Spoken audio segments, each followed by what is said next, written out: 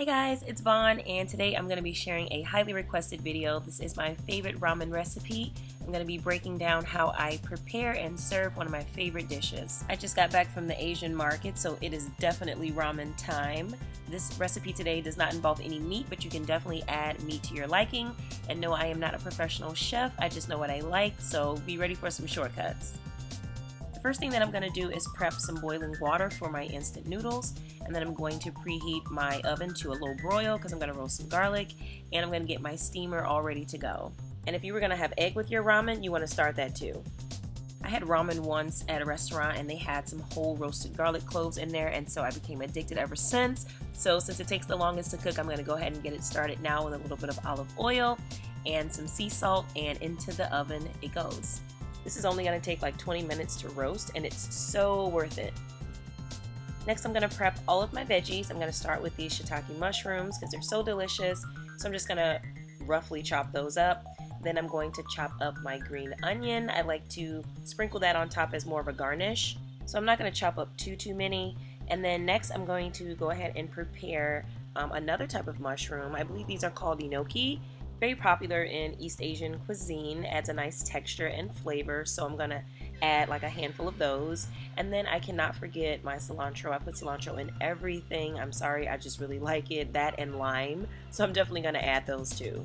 And once I'm done prepping everything, I like to line it all up on a little serving tray. It just makes it so much easier, especially if you're preparing food for more than one person. It's self-serve, and then everyone can get exactly what they want. About now, my boiling water is ready for my instant ramen, and this is just a spicy vegetable one. I like to break mine in half and then throw it right into the water. It just kind of makes it easier to eat. I'm using 2 packs, and I'm just going to dump all of the flavor packs in there and then just kind of let this thing simmer. After about 10 minutes, once the noodles have softened quite a bit, I'll go ahead and add my mushrooms because I like them to kind of simmer along with the noodles with some of the seasoning and everything. While that's happening, I'm going to get my little red bean buns all set up and ready to go. I love having these. It kind of is like a dessert for me. There are different ways to prepare this. You can do microwave, whatever. I'm going to do mine in the steamer. And I actually decided that I didn't want to cook all of them at once. So I'm just going to take one to have now, and then I'm going to save the other 2 for later. And guys, I am the hefty freezer storage bag queen, okay? And these little quart-sized ones are my jam. I'm just gonna go ahead and pop my little bun right on top of the steamer rack there. This is actually a rice steamer, and I got it from Walmart, and it works wonderful. So in about 10 minutes, the little bun is moist and ready.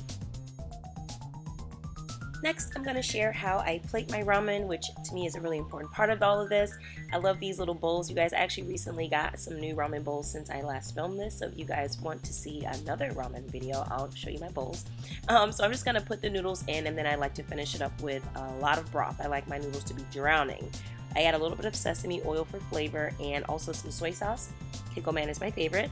Next, it's time to add all of the garnishes or toppings. In this case, it's going to be all veggies, but if you had egg or meat, that's when you would add that. I like to add a lot of mushrooms to my ramen. I don't know, are you guys like that too? Comment below and tell me if you like mushrooms in your ramen. I also really love to add the seaweed flakes. In this case, nori, whatever you want to call it. I add a lot of that. My favorite part, honestly, is when it gets all soggy. And I have got some bamboo chopsticks that I always just kind of keep on hand because I like to eat my ramen with chopsticks, so I have that. And this is pretty much the setup. I like to serve my ramen on a bamboo slab because the bowl will be extra hot. And usually I'll have like some plum wine to go with it. This is a really delicious brand. You guys, this is such a treat for me. I love plum wine. I also love honey wine with this, but it just goes so nicely with the salty ramen as like a little sweet treat. It's just such a nice compliment. And then the red bean bun is like this sweet, savory, comforting flavor experience. It's so good, you guys. I'm telling you, this is such a treat. And what's funny is I was having such a good time eating this, I forgot all about my roasted garlic in the oven, so I popped that out. I also added some toasted sesame seeds because that adds such a nice flavor and texture. And I went ahead and finished this up. It was delicious. I hope you guys enjoyed this video, and I will talk to you in my next one. Yo, 1 glass of Patron to smash in its own, and I dash right back to the pad where I saw.